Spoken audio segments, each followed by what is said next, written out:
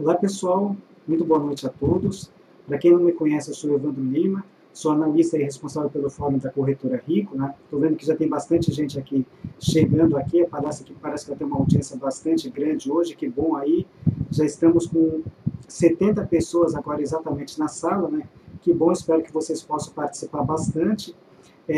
Essa é uma palestra que esse tema de hoje, como operar com pouco capital. Eu já fiz algumas vezes, até o Fábio me perguntou um pouquinho antes, uns minutos atrás, se era a mesa que eu tinha feito aqui um tempinho atrás, está gravado lá no live stream. O tema realmente é o mesmo, né? Mas, claro, apesar de ser um tema que a gente repete aí de vez em quando, porque é um tema bastante importante, sempre surge alguma coisa nova, né? Dependendo da participação de vocês. Então, apesar do tema ser o mesmo, a palestra acaba sempre, cada uma, sendo um pouquinho diferente de uma outra anterior. Queria saber primeiro, inicialmente, de vocês, aí, como é que está o som aí, se estão conseguindo me ouvir bem. A imagem eu estou pegando aqui através de uma outra máquina, estou vendo aqui que o vídeo aparentemente está ok também. O retorno aí está bom para vocês, pessoal? Só pegar aqui. Comentário aqui do Whitney, sala cheia de pobres, né? Risos aqui. Realmente o tema aqui, eu sei que tem muita gente entrando no mercado, uma boa parte aí não tem muita grana para investir, quer investir, né? Se dedica, tem até um tempo para isso, mas a grana, que é o combustível aí principal para a gente operar, às vezes acaba faltando um pouquinho. Então, justamente o objetivo da palestra de hoje é mostrar as alternativas, né? E passar para vocês o que dá para fazer, mesmo para quem tem assim um capital bastante reduzido. É claro que quanto menor o capital, as possibilidades diminuem, né? Mas mesmo com capital pequeno, já dá para fazer alguma coisa. Por exemplo, a partir de R$100, que é um capital assim, praticamente ínfimo, né?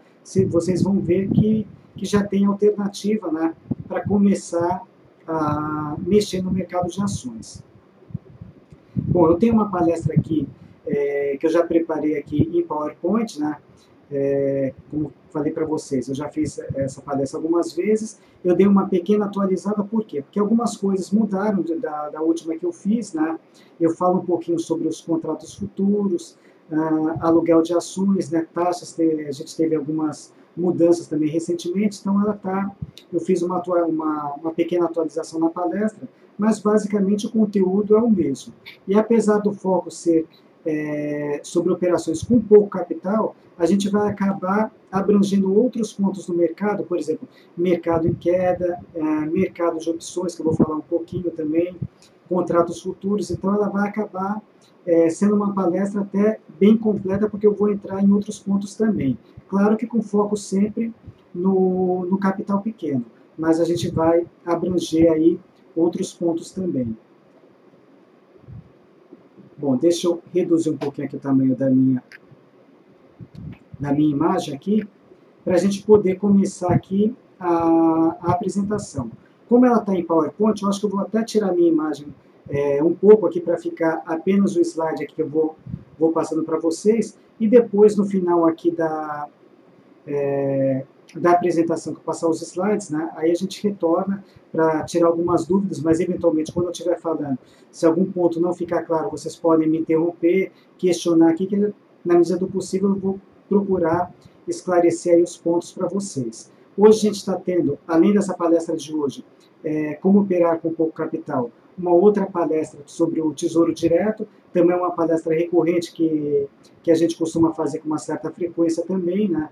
Acredito que seja a Carol, né, a Caroline Guedes, que esteja fazendo essa palestra, está na outra sala, encontro de investidores. E para quem chegar um pouquinho depois, né, ou eventualmente quiser rever a palestra, todas essas palestras que a gente faz diariamente, de segunda a quinta, elas ficam gravadas, vou até colocar aqui o endereço aqui para vocês. Deixa eu só um segundinho aqui.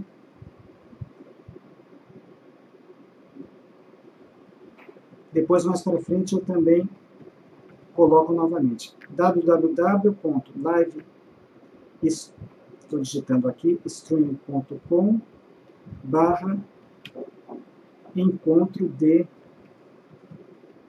investidores, no caso essa minha de hoje aqui, Encontro de Investidores 2. Então ela vai ficar gravada no final da palestra, né? Ela já vai ficar disponibilizada para que vocês possam revê-la posteriormente nesse endereço www.livestream.com/Encontro de Investidores 2. Sempre fica uma gravada no Encontro de Investidores 2 e a outra no Encontro de Investidores para que vocês possam assistir posteriormente. Mas o interessante é sempre poder participar para poder interagir também com o palestrante, né? Tirar suas dúvidas, fica uma coisa mais personalizada. Bom, vamos lá.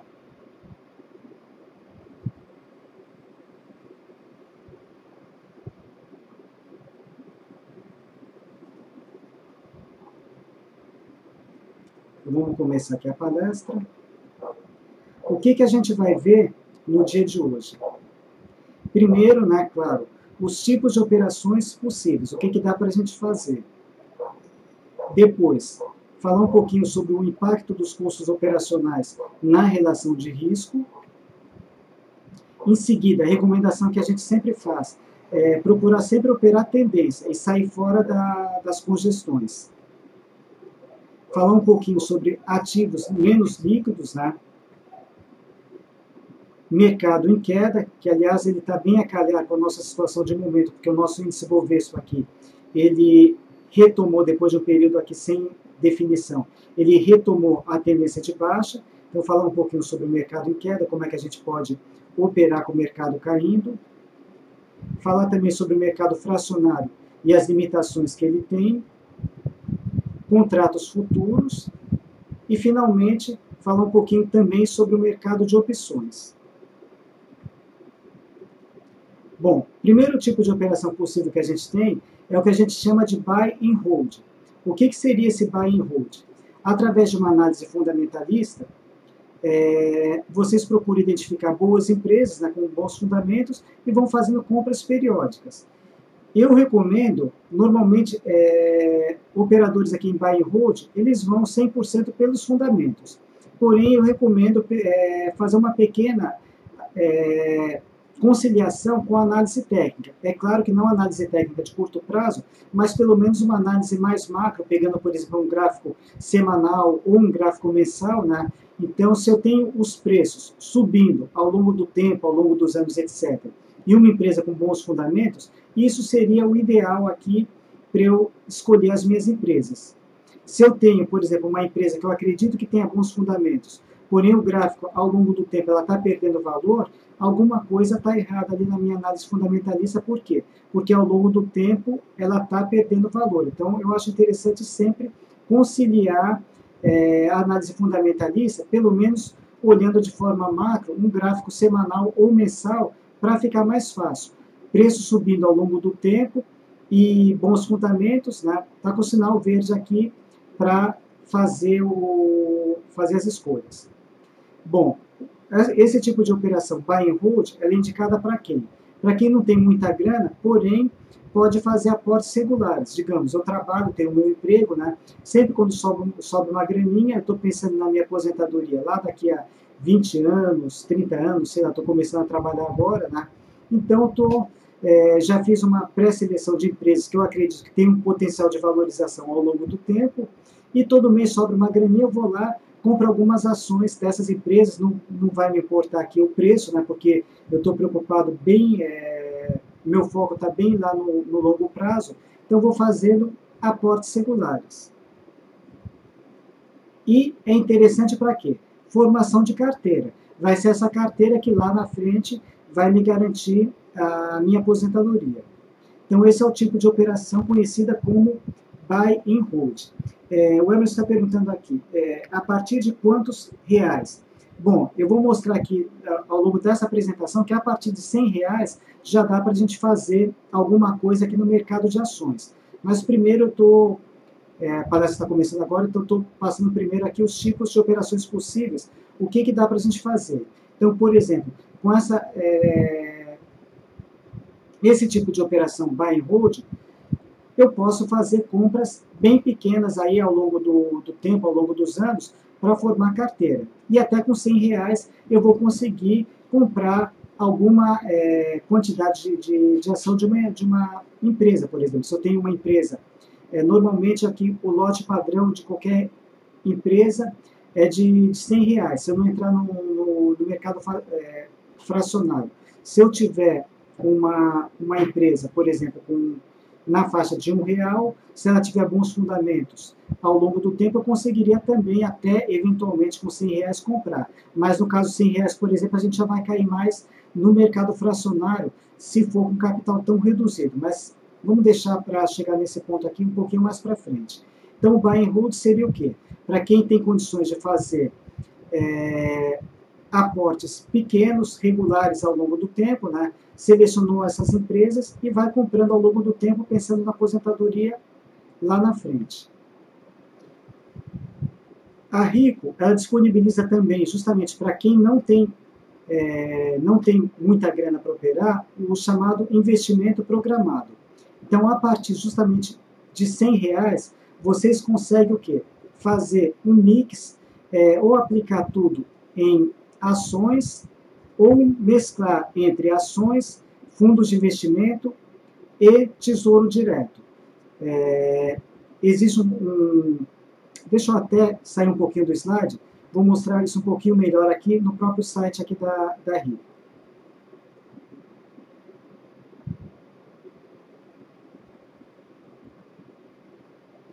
Investimento programado. Simular investimento. Então, vamos lá, deixa eu colocar aqui.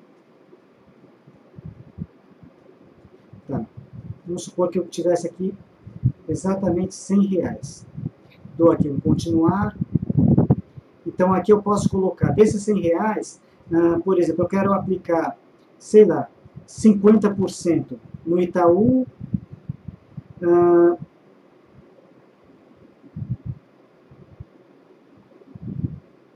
20%, por exemplo, nesse fundo,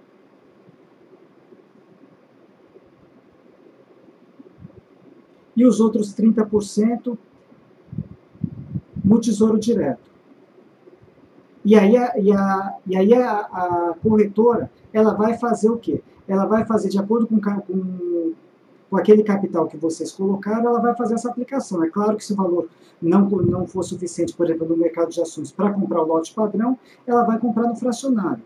E aí basta vocês deixarem programado no débito automático, a partir da primeira aplicação, e todo mês ela vai fazer essa aplicação para vocês, de acordo com esse mix que vocês colocaram. Isso daí é pensando lá no longo prazo. Eu posso deixar, se eu quiser, tudo aqui em ações, ou tudo no Tesouro Direto, ou então tudo em fundos, quer dizer, aí esse mix aqui, ele vai ficar a cargo de vocês, mas também é um tipo de aplicação que vocês conseguem fazer com capital muito pequeno, né?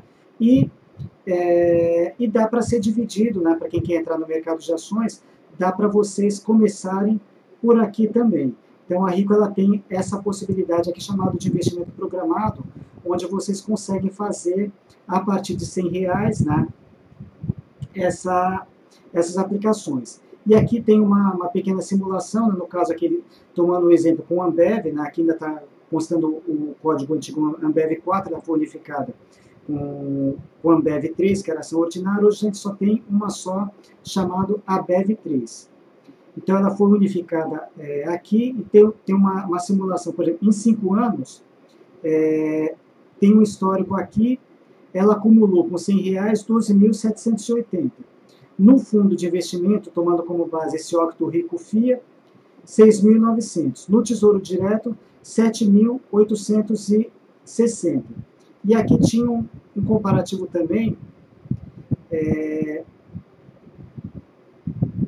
com a poupança. Não me lembro exatamente onde que está, mas tinha um comparativo com a poupança para vocês poderem ter uma noção. Agora aqui tem, por exemplo, no próprio site aqui, com R$100 por mês, durante 10 anos, no Tesouro Direto e na poupança. Quer dizer, R$100 é um valor bastante pequeno e dá para vocês conseguirem um capital assim razoável, né, ao longo do tempo também, né, tanto de uma forma segura, que é o Tesouro, ou também mesclando essa aplicação aqui entre ações, fundos ou Tesouro. Bom, vamos voltar aqui aos nossos slides. Então, aqui é uma outra modalidade que tem também, é um tipo de operação possível. Tem uma palestra também específica sobre investimento programado, né? Agora, quem quiser também tirar mais dúvidas, pode, a partir de amanhã, dar uma ligada no atendimento, que eles podem passar para vocês em detalhes como é que funciona exatamente esse tipo de aplicação. Depois, voltando agora especificamente para o mercado de ações. O que a gente pode fazer com as ações?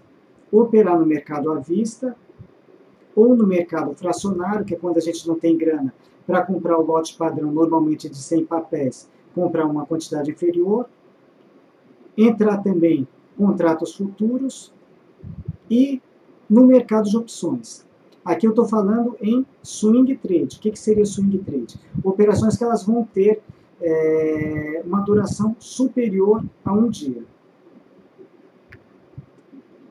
Deixa eu só dar uma pequena pausa aqui, tem alguns questionamentos de vocês.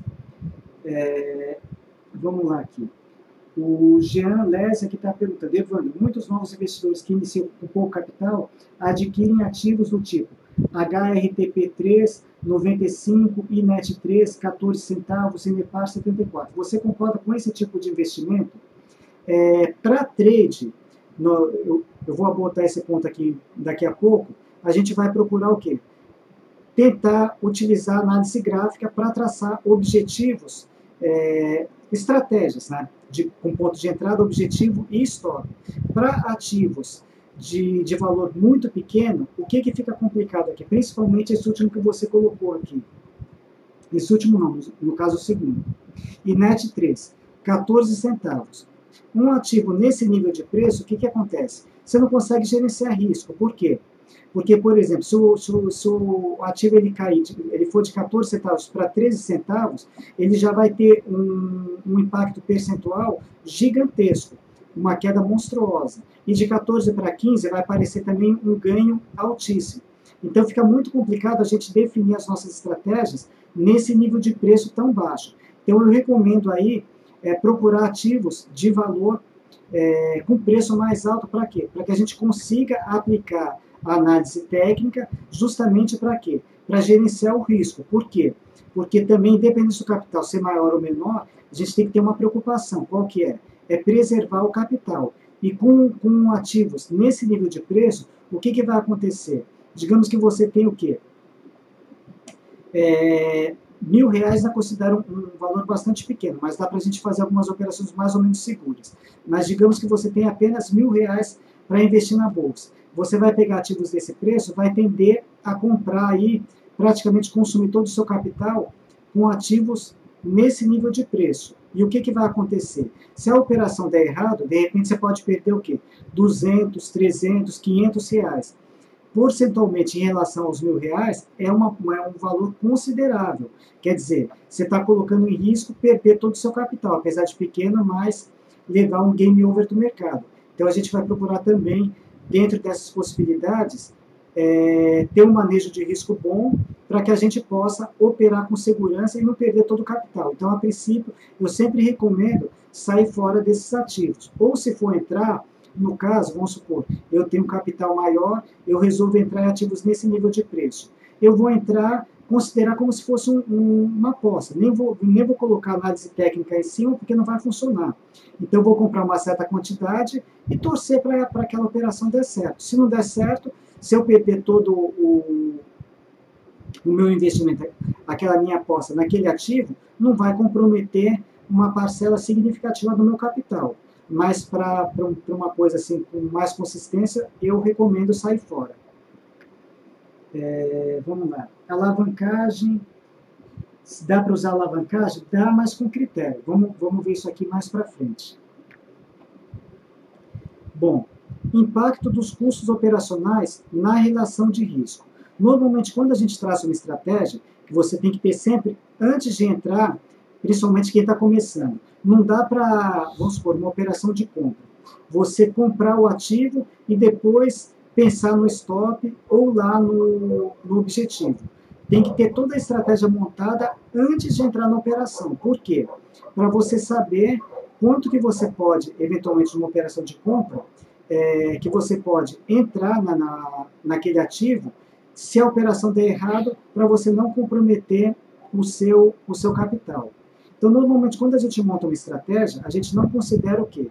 Custos operacionais na montagem dela. Eu tenho preço de entrada X, objetivo X mais alguma coisa, se for uma operação de compra, e o stop, que seria a minha saída de emergência, X menos alguma coisa, se não der certo. Normalmente, a gente faz monta a estratégia sem se preocupar com emolumentos, corretagem, etc. Agora, se o capital for pequeno, a corretagem ela vai o quê? Ela vai pesar na relação de risco. O que seria essa relação de risco? Toda estratégia ela tem duas possibilidades aqui. Ou eu acerto a operação e eu vou ter um ganho, ou eu vou perder, que seria o quê? Seria o meu risco. No caso de uma operação de compra, como é que eu meço essa relação risco-ganho? Eu tenho o meu objetivo, subtraio do preço de entrada. Isso daqui é dividido pelo quê? Pela minha entrada, subtraída do stop. Normalmente, a conta seria exatamente essa daqui. Eu, particularmente, eu tenho um perfil, eu procuro trabalhar o quê? Com relação risco-ganho, sempre igual ou acima de 2:1. Procuro sempre, o ideal, 3:1, porém, a partir de 2:1, para o meu perfil aqui, eu já valido aquela operação e já toco ela em frente. Só que, normalmente, nesse cálculo do risco-ganho, normalmente, como eu comentei, a gente não considera a corretagem. Então, eu faço o cálculo, o objetivo menos o preço de entrada, dividido pelo preço de entrada menos o stop. Se deu 2:1, ok, vou entrar na operação. No caso, para quem tem pouca grana, a corretagem ela vai ter um peso maior, então eu recomendo vocês colocarem pelo menos a corretagem na conta. Então, vamos supor, eu tenho uma operação com potencial risco-ganho de 3:1. Depois que eu coloquei a corretagem, esse risco-ganho caiu para 2:1. Para mim, essa operação ainda estaria viável aqui. Vamos tocar ela em frente aqui, por quê? Porque está com uma relação risco-ganho de pelo menos 2:1. E por que eu recomendo, pelo menos, sempre ter o risco-ganho maior a partir de 2:1? Tem muita gente que trabalha com risco-ganho de 1:1, por exemplo. Porque eu trabalhando com um retorno potencial maior do que o meu risco, eu acertando uma quantidade, acertando menos do que 50% das minhas operações, eu já vou estar no lucro. Por quê? Porque naquelas operações que deram certo, eu ganhei 2, e nas que deram errado, por exemplo, eu perdi 1. Então, não preciso acertar a maior parte das operações para ganhar dinheiro. Então, é interessante medir essa relação risco-ganho. Agora, se eu já estou entrando com uma relação risco-ganho, digamos, de 2:1, e a hora que eu coloco a corretagem, se o meu capital for muito pequeno, essa relação, digamos, caiu para 1:1, ou até inferior a 1:1, eu estou vendo que aquela operação talvez não esteja mais tão interessante. Por quê? Porque o meu retorno de potencial já não está mais tão atrativo. Então, eu vou procurar uma outra operação mais interessante. Então, a corretagem, que normalmente a gente não considera nas estratégias, para pouco capital, eu aconselho vocês colocarem na conta para verificar se aquela operação, em função do capital de vocês, é ou não viável. Muitas vezes eu passo através do fórum, eu indico uma série de operações, sempre com risco-ganho de pelo menos 2:1. Só que eu não estou colocando na conta a corretagem. E aí, se alguém quiser seguir aquela estratégia, se ela for acionada, eu aconselho colocar a corretagem na conta. Se ficar ainda com uma relação interessante, ok, toque em frente. Se não ficar, melhor aguardar uma próxima operação aí, quem sabe aí com uma relação melhor. Mas para quê? Para preservar o capital. Próximo tópico que a gente tem aqui. Procurar operar tendência e sair fora das congestões. Isso daqui é uma coisa que parece assim óbvio, né? Mas muitas vezes, principalmente no fórum, no dia a dia que eu atendo aí as perguntas aí de vocês, clientes, né, que participam bastante, tem muitos clientes que às vezes eles se prendem o quê? Em ativos que estão sem movimento, patinando de lado, não sai do lugar. Que eles estão o quê? Eles estão em congestão, não tem uma tendência clara. E insistem assim em fazer operações de compra ou venda. Essas operações podem até trazer algum retorno, mas na maior parte de vezes o quê? Ela não vai levar a lugar nenhum. Vocês vão ficar presos com aquele ativo por um bom tempo, sair fora aí, talvez no 0 a 0, enquanto poderiam ter entrado num ativo melhor com tendência e ter um retorno mais rápido daquela operação. E tem um ditado que diz, tempo é dinheiro. E realmente no mercado de ações aqui, tempo é dinheiro. Imagina, vocês entrarem no ativo, passou um mês, o ativo não saiu do lugar, está lá no mesmo preço. Aí vocês vão pensar, poxa vida, se eu tivesse colocado, sei lá, na poupança, na renda fixa, no tesouro, em qualquer outra coisa, eu já teria alguma coisa. Coloquei aqui, nesse ativo aqui que não sai do lugar, quer dizer, passou um tempão e eu não consegui me mexer. Então, a recomendação sempre evitar entrar em ativos com congestão. Procurar sempre o quê? Operar tendência. E quebrar um pouco aquele paradigma. Esse ativo está caindo? Não me interessa. Eu só opero o quê? Só opero na compra. Então, se está caindo, eu nem olho. Não. Se o ativo tem tendência, vamos pegar a tendência do ativo aqui. Se está caindo, legal, vamos operar o quê? Operar de forma inversa, vou falar sobre isso aqui daqui a pouco também, sobre o mercado em queda, operar na venda. Tendo tendência, a gente consegue os nossos objetivos. Se não tiver tendência, fica muito mais difícil.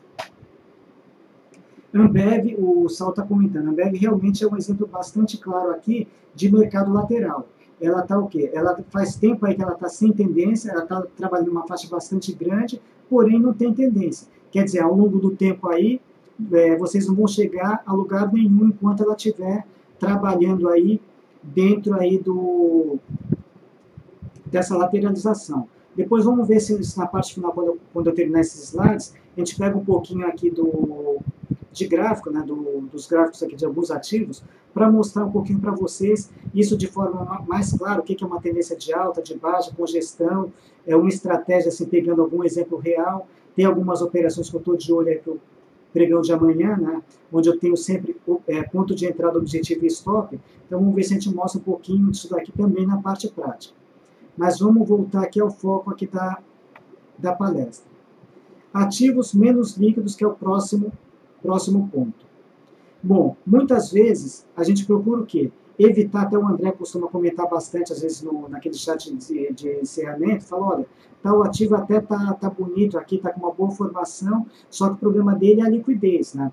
Ele tem pouca liquidez aqui, então fica complicado fazer as operações. Então a gente acaba o quê? Até deixando de lado alguns ativos por conta justamente, ele tem uma boa formação gráfica, mas tem pouca liquidez. Agora, para quem tem pouco capital, isso daqui que seria normalmente uma desvantagem, ele pode até ou ser minimizado ou até se tornar uma vantagem. Digamos que eu tenho um capital que eu só consigo comprar o lote padrão daquele determinado ativo que está me interessando graficamente. Então, eu só consigo comprar aqui 100 papéis. E é um ativo que tem pouca liquidez. Aí, o que eu vou fazer? Primeiro passo. Eu vou montar minha estratégia. Então, eu tenho que ter o quê? O ponto onde eu vou entrar na operação, tem que ter aonde eu quero chegar, o meu objetivo, e se a operação, se o trade não correr naquela direção que eu imagino, né, eu tenho que ter uma saída de emergência, que seria o quê? Seria o meu stop. Stop tem que ter em qualquer entrada de vocês, pessoal. Sem stop aqui, vocês têm um risco grande aí de quebrar. Então, toda a entrada aqui tem que ter sempre o quê? Tem que ter um stop. Se não der certo, não adianta brigar contra o mercado. Não deu, stopa, sai fora e parte para outra. O que não dá é o quê? É para o mercado soberano aqui, se a operação não correu naquela direção, tem que sair fora mesmo. Bom, então para o primeiro passo é montar a estratégia. Passo número 2. A gente vai trabalhar, no caso, como esse ativo tem uma liquidez menor, não com valores exatos, e sim em regiões. Próximo passo, a entrada. A entrada até pode ser pelo valor exato da sua estratégia, ou seja, você pretende comprar 100 papéis, você coloca ali sua ordem de compra exatamente naquele preço de entrada, como são apenas 100 papéis, primeiro negócio que acontecer, você vai conseguir entrar na operação. Agora, a saída, como um ativo ele é um ativo de pouca liquidez, de baixa liquidez, então você tem que sair sempre o quê?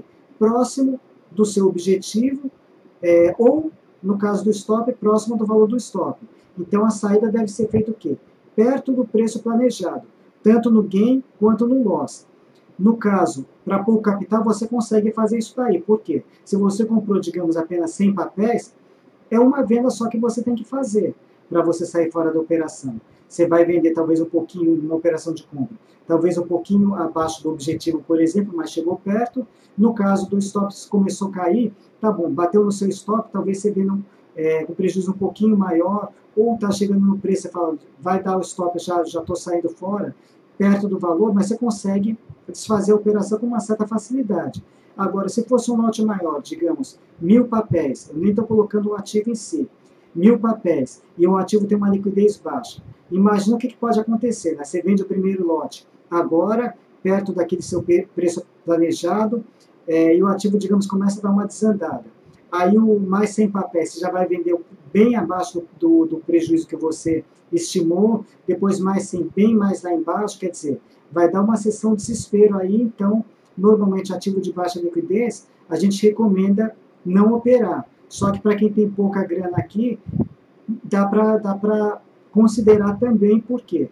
Porque tem essa peculiaridade, a gente vai conseguir fazer operações com esses ativos também. Mas o fundamental é o quê? É ter a formação gráfica que viabilize a operação, claro. Agora falando aqui sobre o mercado em queda. Isso daqui a gente até brinca, seria o quê? Pega o gráfico de preço, vira de cabeça para baixo e é como se fosse uma compra e venda normal. Bom, talvez muita gente, principalmente quem está começando, não saiba que dá para você vender primeiro e comprar depois. Por quê? Porque a gente está condicionado em qualquer coisa. Você vai comprar um ativo, um imóvel, um bem qualquer ali, você compra, espera um tempo aquele bem se valorizar e depois você revende mais à frente. E aí vai passar pela cabeça, como é que eu posso vender alguma coisa que eu não comprei ainda? Então, no mercado de ações, dá para a gente inverter aqui a sequência das operações. Vender primeiro e recomprar depois, no caso do mercado em queda, mais barato. E como que a gente faz isso daqui? Já que eu não tenho ação, como é que eu posso vender alguma coisa que eu não tenho? Através justamente do aluguel de ações. No mercado a gente tem o quê? Tudo quanto é tipo de investidor, desde o especulador, o investidor ali de longo prazo, e tem um monte, cada um com um tipo de estratégia diferente. Tem muita gente que está, vamos supor, comprou aquelas ações pensando na aposentadoria, não tem interesse em se desfazer das ações. O mercado está caindo, o que essas pessoas fazem? Colocam essas ações para aluguel.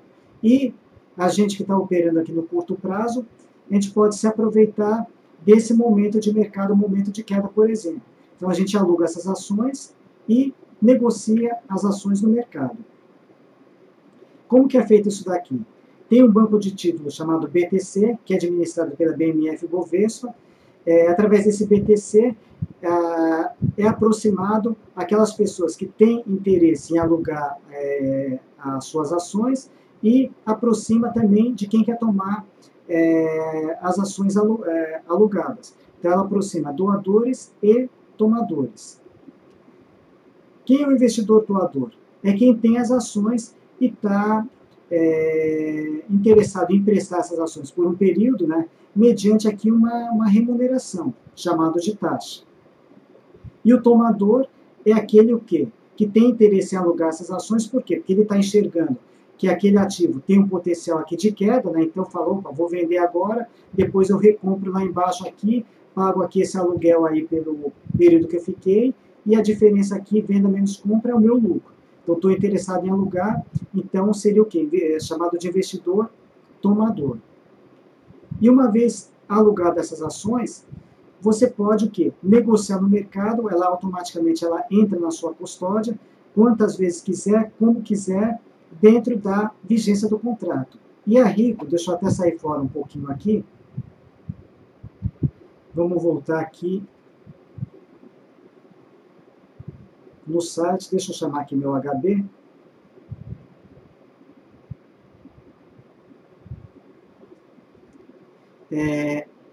Não sei se vocês estão conseguindo enxergar aqui, mas tem o quê? Pelo próprio HB, tem uma função que foi disponibilizada aí não tem muito tempo, chamado o quê? Antigamente, para você alugar um papel, você tinha que fazer exclusivamente pela mesa. Hoje, por exemplo, se você tem interesse em alugar um papel, você pode fazer diretamente pelo HB. Então, por exemplo, digamos que eu quero alugar Vale 5. Vamos ver se ele vai responder, porque o pregão está fechado agora. Ok, apareceu. Então, esses aqui são os... deixa eu... Espera um pouquinho só, pessoal.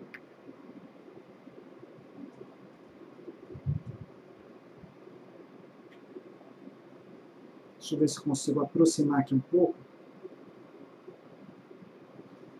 o zoom para facilitar a visualização.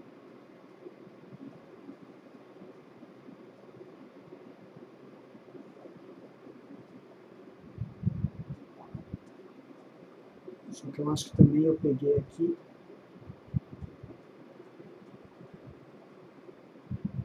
Aproximei tanto o zoom que ele simplesmente saiu da tela.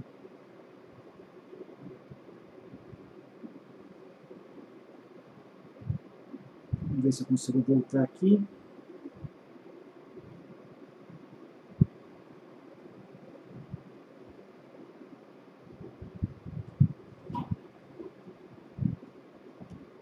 Deixa eu ver uma coisa aqui.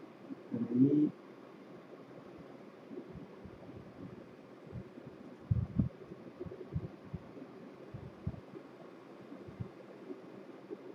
Aumenta aqui um pouco o zoom novamente. Bom, eu não vou conseguir... eu não estou conseguindo visualizar os limites aqui do zoom. Então, vou ter que mostrar aqui meio rapidamente para vocês, pessoal, mas vocês podem, depois, a partir do HB, vou tentar mais ou menos descrever a função. Então, tem esse botãozinho aqui do lado esquerdo, onde a gente faz o aluguel de ações. Eu coloco aqui o ativo que eu desejo. Aqui me aparece a disponibilidade, o que tem para alugar, e as taxas de quem está pedindo. Então, eu consigo fazer esse próprio aluguel através do HB. Vamos voltar aqui na palestra. Deixa eu só ver se eu retornei aqui com o zoom normal.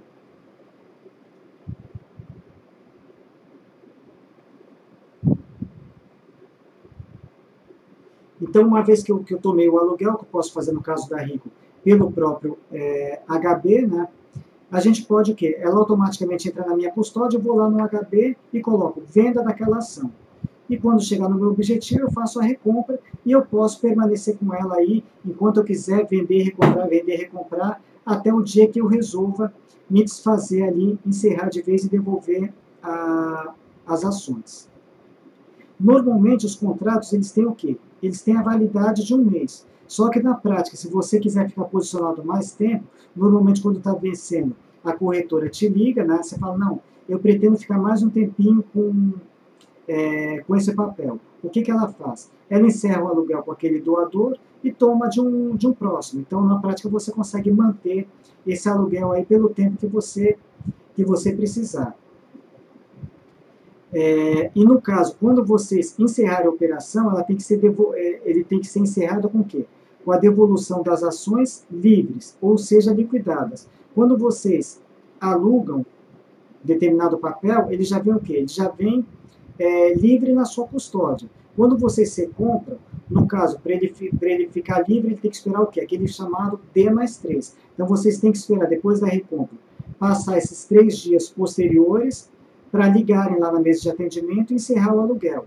E todo aluguel ele requer uma quantidade de margem, mas você pode utilizar uma parte da margem da própria venda que vocês efetuaram, então vocês vão pagar apenas uma porcentagem a mais de segurança, e essa margem é devolvida um dia depois do encerramento do aluguel. E normalmente essas taxas, que é o que vai interessar para vocês, muita gente está perguntando, é caro para alugar, barato, quanto que sai? No geral, são taxas bastante acessíveis, e vocês só vão pagar pelo período que vocês ficarem com o papel. Normalmente, por exemplo, uma operação de swing trade, a expectativa de retorno ela é inferior a 1 mês. Então, vocês vão pagar o quê? Por aquele período que vocês ficarem. Aqui eu peguei alguns exemplos de aluguel de ações. Então, por exemplo, Ambev, em torno de 0,25%, é tudo ao ano, esses valores aqui. Então, daria um valor muito baixo. Banco do Brasil, 1,7%. Petrobras, 0,32%, 0,5%. Vale 5, 0,26, 0,3. É claro que tem alguns ativos que também o pessoal, muitas vezes, eles acabam ficando um pouquinho caros, um pouco pesados. Por exemplo, B2W, ele está pedindo nesse momento aqui 32% no aluguel, quer dizer, mês ao ano aqui eu já considero um aluguel pesado. Mas, no geral, pegando aqui, ó, 0,2%, 1 ponto alguma coisa, 5%, 0,2%, 0,9%, 0,7%, 0,7%, aqui 5%, 10% caso da Eletropaulo, Embraer 1,15%, Ezetec 1,15% na média, Gerdau 0,6%, JBS 13%, pouquinho mais alto, mas também não é nada assim, nada absurdo.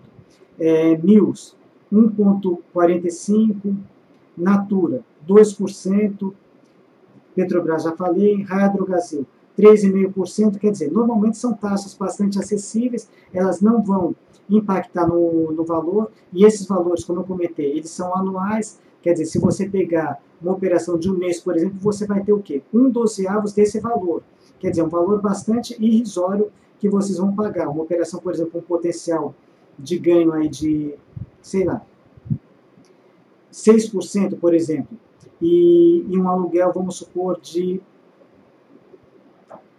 3%. 1/12 de 3% vai dar quanto ali? 3 dividido por 12, claro que são juros compostos, né? Mas sei lá, 0,4, alguma coisa nesse sentido, quer dizer, de 6% vai ser ele vai pegar uma parcela muito pequena ali do seu lucro em potencial. Então, normalmente não vai impactar o seu ganho em si. Então, aqui vocês têm uma ideia, mais ou menos, aqui das taxas de aluguel. E quando vocês entrarem no caso do HB, vocês já vão saber exatamente quanto que está o aluguel daquele ativo que vocês tenham interesse. Por quê? Vocês vão conseguir fazê-lo diretamente.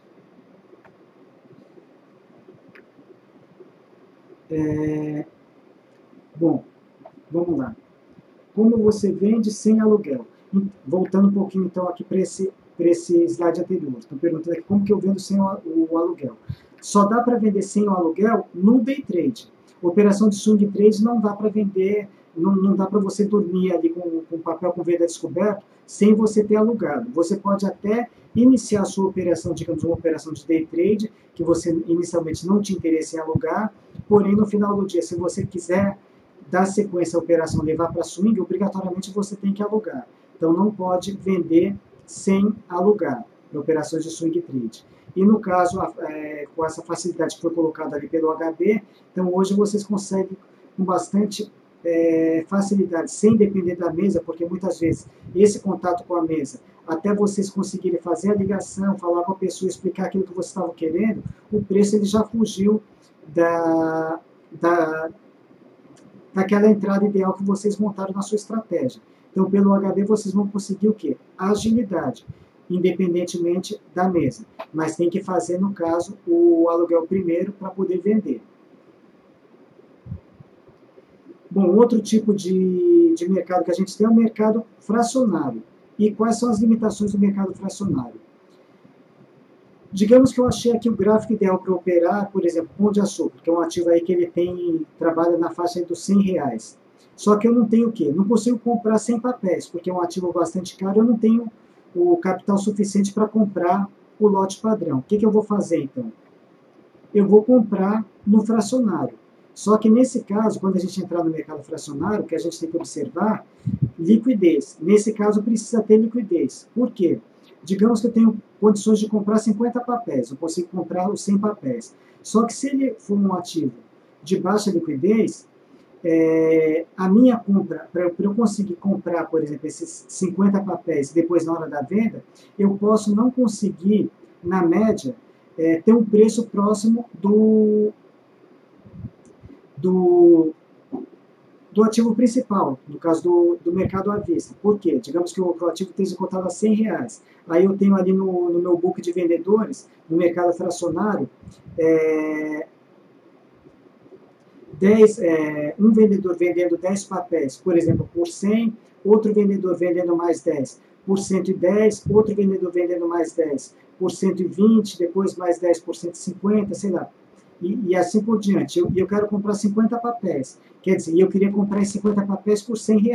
Então, eu posso ter dificuldade em conseguir efetivar a minha compra, se ele não for muito líquido, pelo preço próximo do ativo principal. Então, é bom, no caso do mercado fracionário, também observar a liquidez do ativo.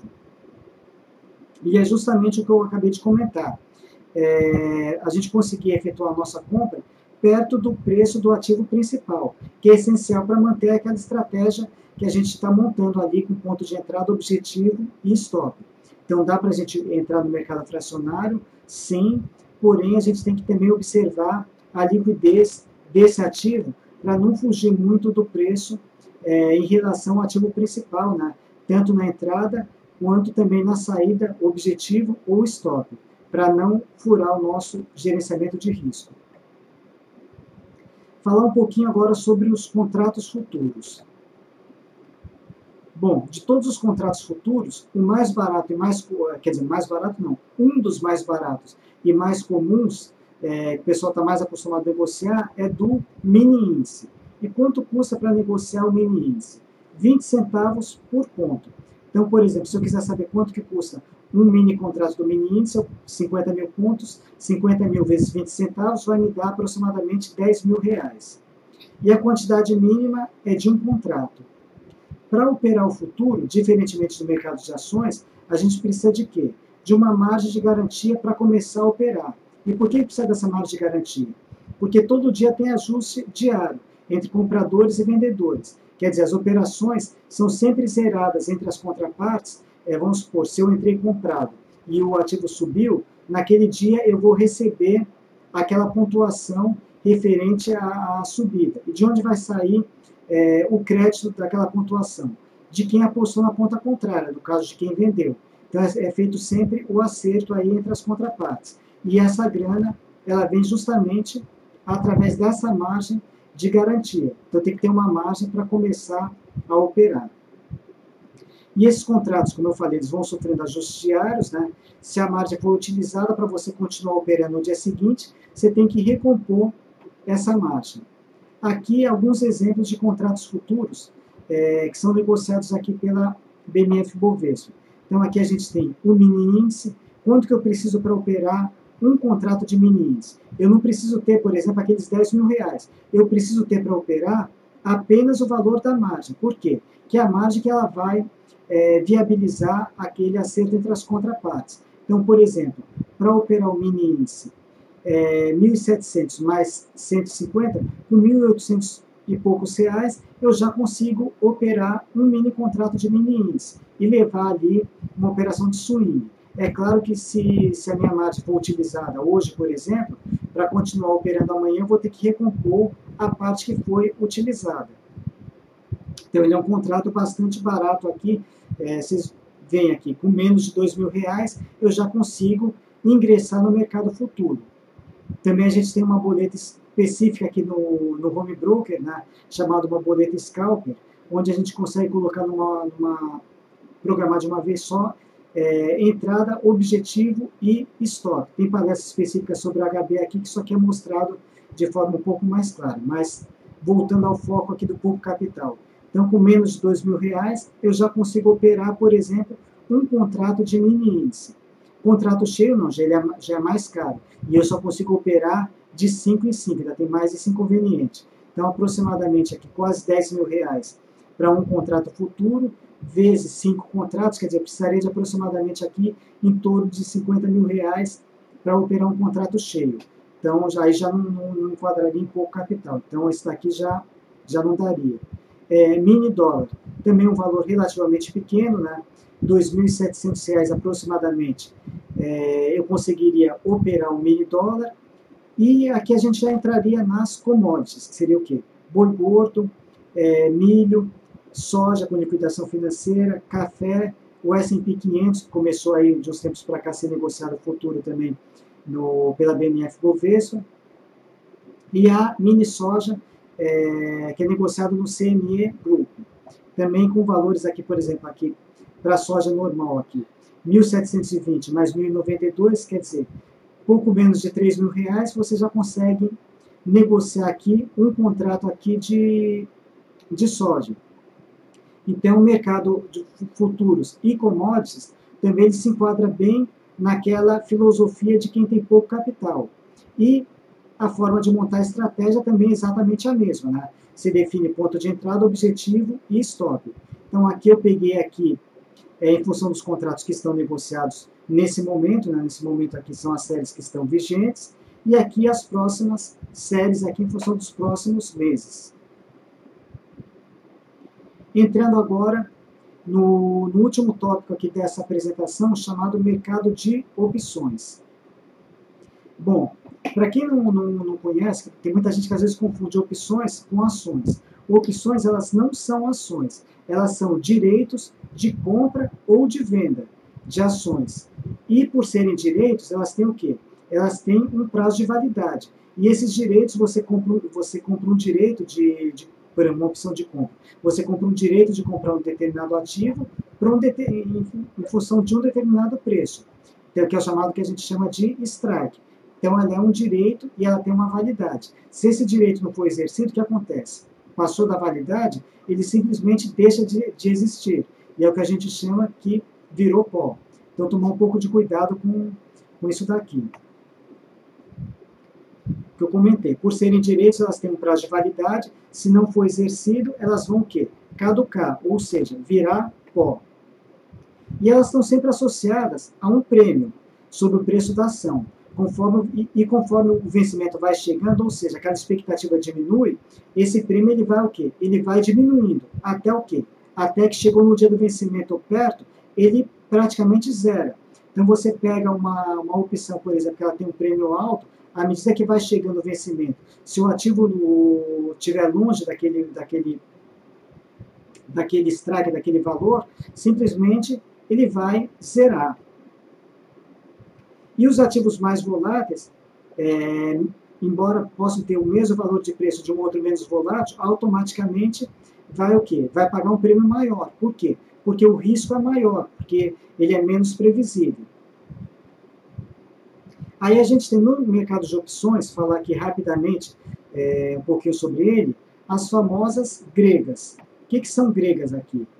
Tem umas letrinhas aqui, baseadas no alfabeto grego, que cada uma delas significa uma coisa. E, normalmente, no mercado de opções, a gente tem 5 gregas, que são chamadas de delta, gama, vega, teta e rho. São as gregas do mercado de opções. O que é o delta? Ele mede a sensibilidade ao preço da ação. Digamos que eu tenho o quê? Uma opção com delta 0,6. O que isso daqui significa? Se o ativo variar R$1, qual que vai ser a variação da opção? Ela vai subir 0,6, ela não vai conseguir ter a mesma variação de R$1.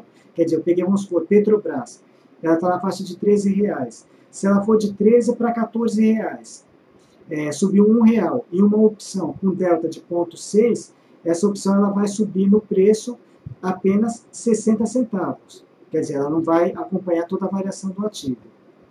Depois, em cima do delta, a gente tem o quê? O gama. O gama, ele vai medir a sensibilidade do delta em relação ao preço do ativo, quer dizer, quanto o delta vai variar, por exemplo, de um dia para o outro. Então, essa medição da variação do delta, ela é através do gama.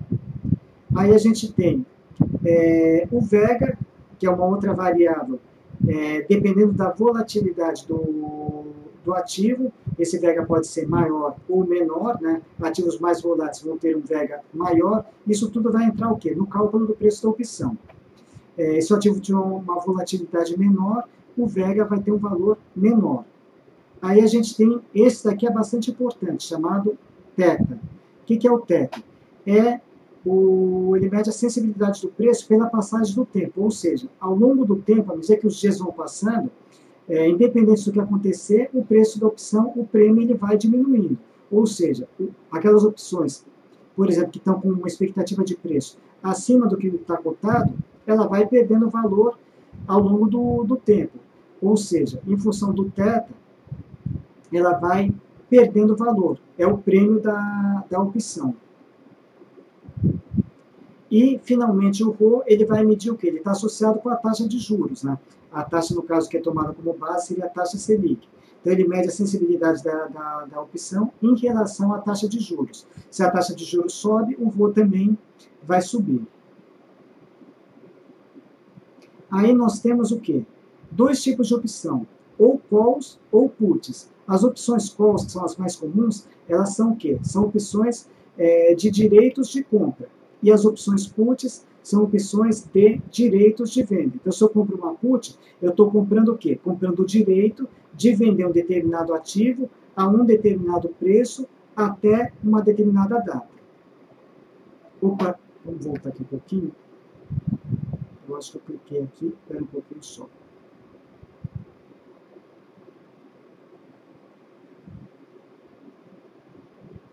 OTM, ATM, tá.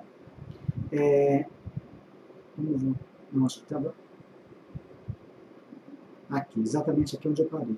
Então, quais são opções de compra, puts, as opções de venda.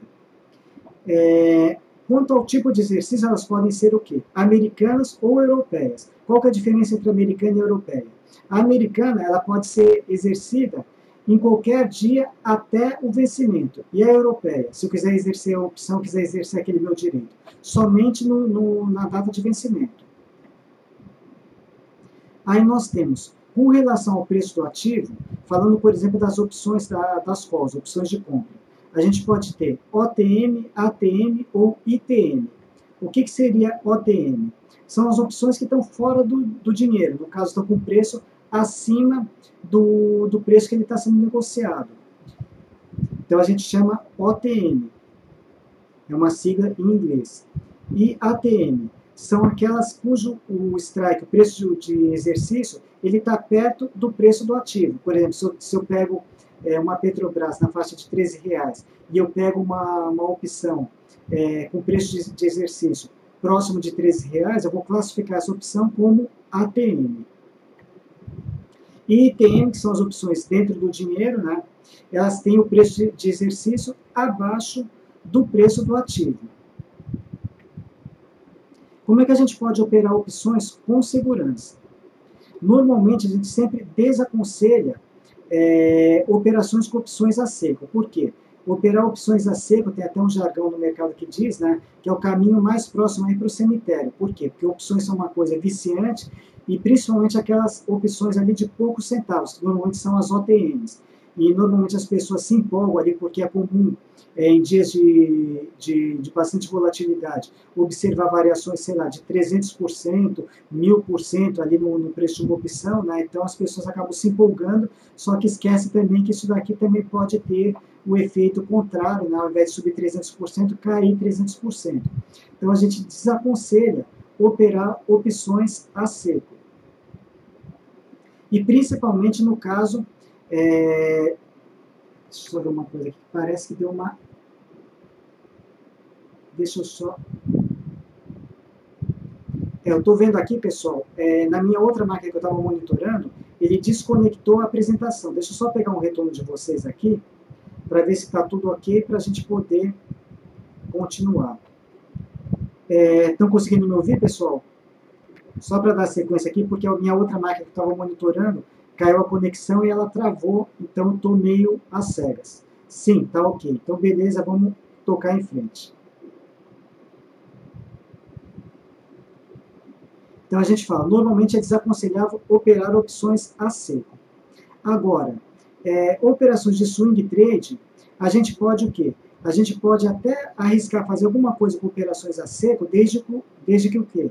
Que elas sejam ITM, dentro do dinheiro. E quanto mais dentro do dinheiro, melhor. Por quê? Porque quanto mais dentro do dinheiro, esse delta aqui, ele vai ficar próximo de 1. Ou seja, a variação do ativo, ele vai se refletir praticamente quase que de forma integral na opção. Então, digamos, eu não tenho grana para comprar, por exemplo, uma certa quantidade de Petrobras, mas eu posso comprar Petrobras, se eu tiver uma expectativa de alta, é claro, né, dentro do dinheiro, que praticamente a opção ela vai o quê? Ela vai seguir mais ou menos o comportamento da ação e aquele efeito teta não vai ser sentido, por quê? Porque ela ela é dentro do dinheiro. Então, isso daqui, como eu comentei, ele vai o quê? Ele vai minimizar o efeito danoso do teta, pela passagem do tempo. Por quê? A ação subiu e a opção, eventualmente, ela pode até cair de preço, no caso das OTMs. Por quê? Porque o prêmio ele vai diminuindo ao longo do tempo. Só que as opções dentro do dinheiro praticamente não tem esse prêmio. Por isso que o delta é praticamente igual a 1. Então, ele vai minimizar o efeito danoso do teta. A única coisa que a gente tem que observar é isso daqui. Não esquecer o vencimento da mesa. Eu estou tão focado, de repente, ali acompanhando aqui aquela minha ação, que a operação está seguindo bem, que eu esqueço, por exemplo, que a minha opção vence hoje. E não zerei a posição. O que vai acontecer? No dia seguinte, falei, cadê minhas opções aqui? E esqueci, os direitos não foram exercidos, a opção venceu, caducou, e eu perdi toda aquela minha grana aqui, porque eu esqueci de rolar o strike. Então, não esquecer de observar o vencimento da mesa. Então, normalmente a gente recomenda não operar opções a seco, porém, no caso, se quiser operar opção a seco, procurar pegar opções ITM, porque ela vai praticamente seguir o comportamento do ativo principal. Agora, também tem outros tipos de operações que dá para a gente fazer com opções de forma segura. Seria o quê? Operações estruturadas. Então, por exemplo, eu posso montar as operações mais comuns estruturadas, trava de alta ou trava de baixa. Se eu tenho uma expectativa que vai subir determinado ativo, Petrobras ou Vale, por exemplo, que são os mais comuns, eu posso montar o quê? Uma trava de alta com a Petrobras. Como que eu faço? Eu compro um lote no preço que está sendo negociado, quer dizer, um lote de calls ATM, e eu vendo a mesma quantidade fora do dinheiro. Então, o que? Eu estou trabalhando aqui com um spread entre um strike e outro.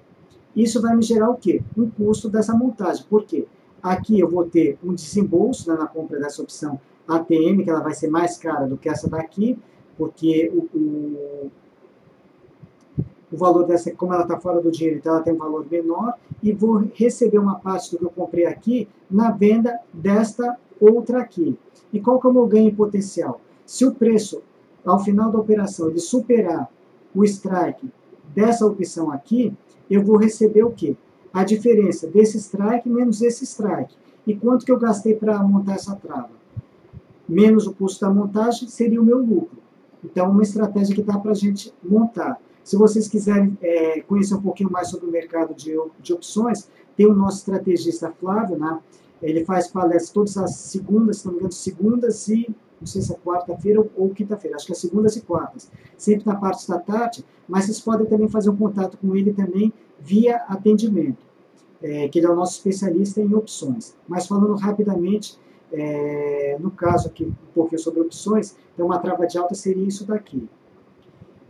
O risco, no caso, como eu falei, é o que você vai gastar para montar a trava. E o lucro, a diferença dos strikes, menos o custo para a montagem da trava.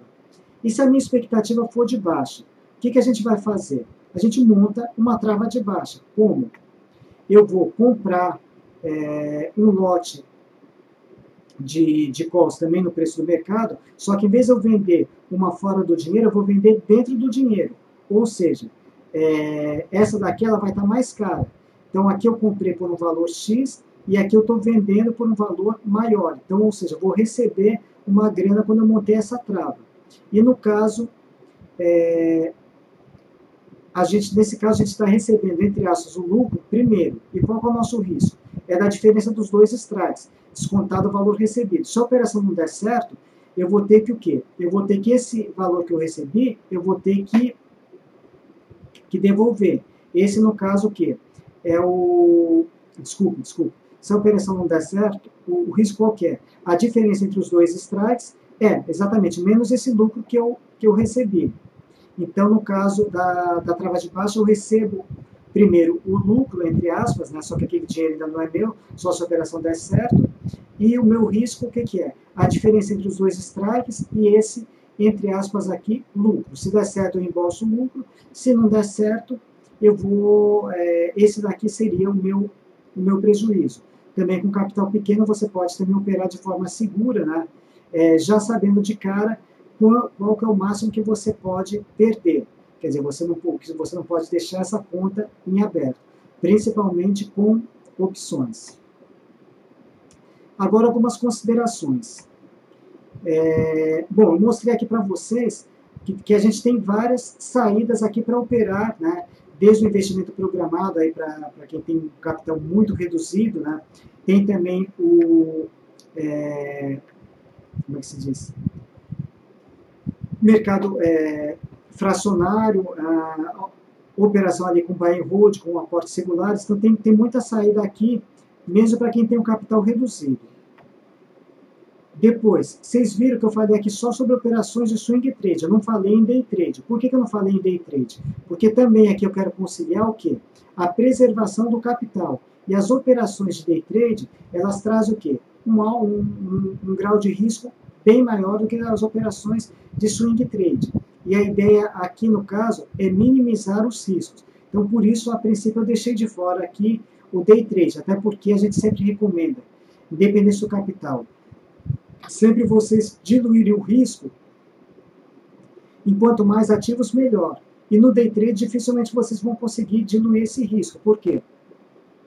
Porque é bastante complicado vocês administrarem mais de uma operação ao mesmo tempo. Vocês podem até fazer mais de um day trade por dia, mas normalmente é um de cada vez, porque você está com a atenção full time naquele ativo.